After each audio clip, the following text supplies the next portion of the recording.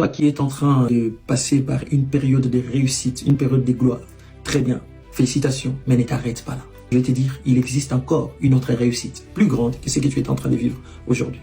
Regarde, dans Matthieu 17, verset 4, ici Pierre dit à Jésus, « Seigneur, il est bon que nous soyons ici, si tu le veux. Je dresserai ici 3 tentes, une pour toi, une pour Moïse et une pour Élie. » Jésus s'était décidé de prendre 3 de ses disciples, Pierre, Jean, Jacques, et il les a amenés à la montagne qu'on appelle la montagne de la transfiguration. Il a été transfiguré devant eux. Et on dit qu'il y a eu apparition d'Élie et Moïse qui étaient déjà morts dans l'Ancien Testament et aussi étaient dans la même gloire.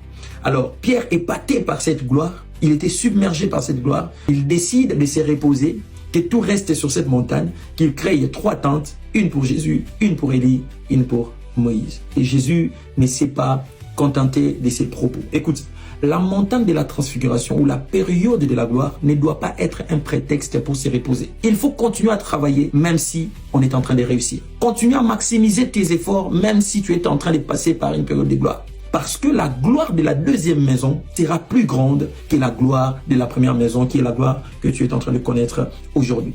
La montagne de la transfiguration n'était pas la finalité pour Jésus. Jésus voyait la montagne de Golgotha, là où il devait être crucifié et recevoir la gloire de toute l'humanité. La gloire de Golgotha est devant la gloire de la montagne de la transfiguration. Alors, ne t'arrête pas là.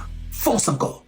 Travaille encore. La gloire future sera plus grande que la gloire actuelle. Que Dieu te bénisse.